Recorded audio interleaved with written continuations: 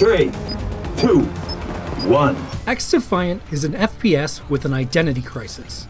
This arena shooter pulls characters and locations from various Ubisoft games, and it feels a little bit like a lot of different things as a result. It's fast and twitchy like Call of Duty, but it has class abilities like Overwatch. It's got fast respawns and faster deaths, but objective-based modes that prioritize teamwork over straight kill count. That combination of disparate elements helps XDefiant play a little differently from most competitive shooters, which can be fun. But it also feels like those parts aren't always working in harmony.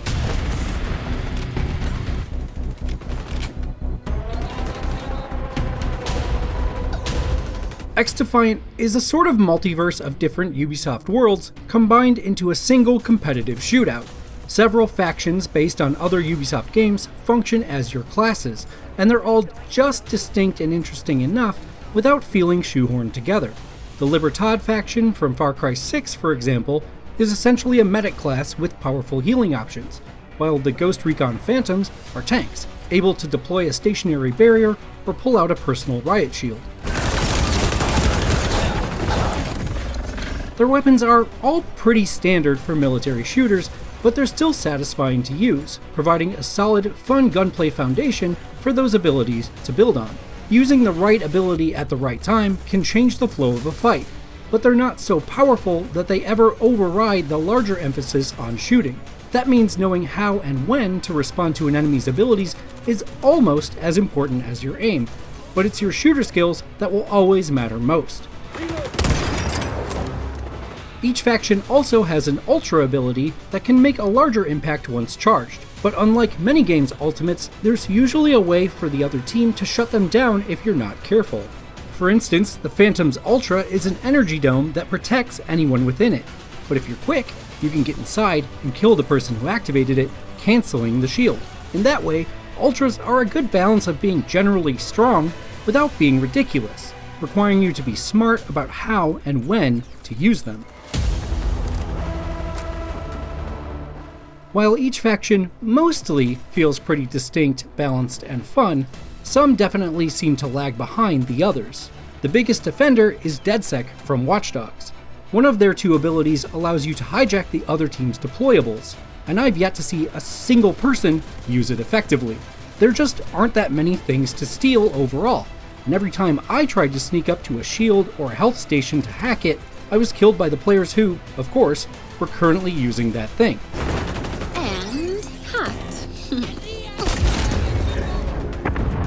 On the flip side, the Echelon faction, which is inspired by the stealthy gameplay of Splinter Cell, can either become nearly invisible or activate a pulse that lets your whole team see nearby enemies through walls. While most other abilities are a lot more situational or team-oriented, there's no drawback to a legal wall hack. That imbalance at launch weakens the faction system for now. Generally though, the larger issue with abilities is that they don't really fit with XDefiant's quick approach to gunfights. That Call of Duty mindset of dying fast and respawning right away means shootouts are often over almost as soon as they begin, so a lot of the abilities are just a non-factor. Firing off a heal or launching an explosive is generally time you can't afford, so some abilities and factions simply feel like bad choices when you could use others with much more obvious utility. Ready to go. This is an issue with some weapons as well. The longer I played XDefiant, the more people started appearing in lobbies wielding sniper rifles, and it quickly became clear why. Sniping very often gets you a one-hit kill, regardless of where the shot hits your target. Comparatively, shotguns have a very short range and slow firing rate, while LMGs seem to be tuned more to destroy enemy devices like shields, rather than damage actual enemies. Assault rifles and submachine guns can be fine, but the speed and power of the sniper rifles quickly made me feel like a chump for opting for any other option. So I guess I'm a sniper now.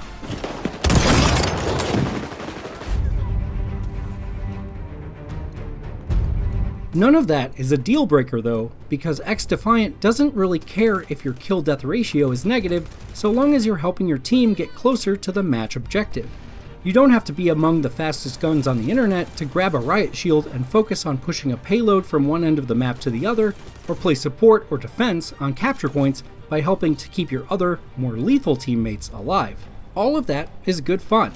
but it could certainly use a few more imaginative and interesting game modes to prevent us from falling into a routine for a bit longer. XDefiant only has 5 modes at the moment, all of which are fairly standard fare for this kind of shooter. Those modes all support 6-on-6 unranked play. There will also eventually be a 4-on-4 ranked mode, but it's only available as a preview right now.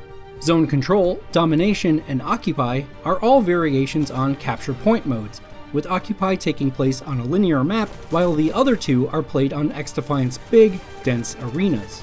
Whether you're capturing one control point that moves around the map, 3 simultaneously, or several in a specific order, these modes all feel similar enough that they can get a bit repetitive. Meanwhile, Hot Shot is a version of Call of Duty's Kill Confirmed mode, in which you can only score if you pick up a dropped item after a kill, but there's an added VIP twist. The person with the most items becomes speedier and scores more points for every item they pick up, so you want to protect your own team's hotshot and hunt down opposing ones. As for Escort, it's a straight-up payload mission on a linear map, with no meaningful differences from the mode that's been in Overwatch for years and Team Fortress 2 before that.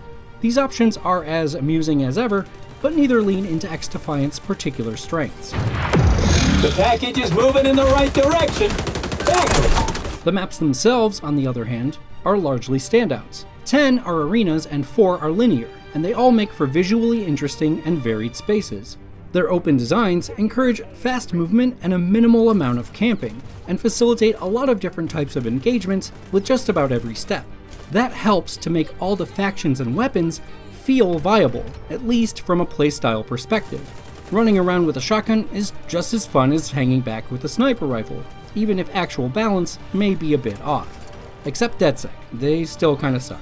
4, 3, 2, 1. XDefiant is free to play, so naturally there's a store where you can purchase purely cosmetic items, as well as a battle pass you can pay to expand. This is a pretty standard approach, and you really don't need to spend money if you don't want to. If you do, prices are comparable to what you'll see in Fortnite or Call of Duty, with things like character or weapon skins alongside animations that play when you kill an opponent or earn Player of the Game. Good win. And people will remember that one. If there's a drawback here, it's that the cosmetics are a little lackluster right now, with many of the skins doing little more than swapping color palettes. There's also a fairly expansive progression system that unlocks weapons, weapon attachments, and various faction characters as you play. Parts for a weapon unlock just by using it, so you can start to kit out your guns to your liking after a few rounds with them. Additional guns and characters require completing challenges by using the weapons you have in specific ways, like earning point-blank SMG kills or notching a certain number of one-shot snipes. The challenges help encourage you to vary your playstyle, and none of them are arduous to unlock. They perfectly balance pushing you to experiment with different loadouts and gear, while quickly rewarding you with new weapons for your trouble. However, the same can't be said of the grind to unlock DeadSec. The other 4 factions are available from the start, but DeadSec requires earning hundreds of thousands of experience points. For context, each match and challenge only gives you a few thousand. It's a fairly intense grind to do for free, but of course, you can unlock it instantly if you're willing to fork over $10. Given how weak the faction seems to be currently, neither the grind nor the cost seems especially worth it. But this could become a bigger concern if some overpowered faction is released down the line.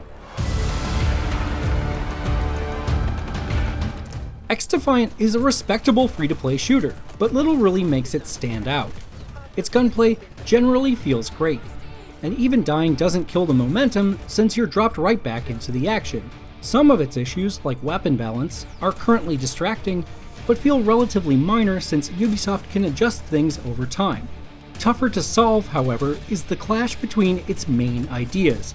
Fast time to kill makes a lot of its class abilities feel difficult to make the most of because you're usually dead before you can use them. It's also lacking a defining mode, leaning on samey point capture ideas and tried and true but tired concepts like Payload and Kill Confirmed.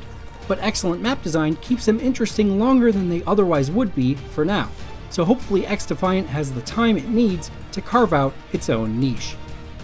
For more shooters, check out our reviews of Gray Zone Warfare or Call of Duty Warzone Mobile. And for everything else, stick with IGN.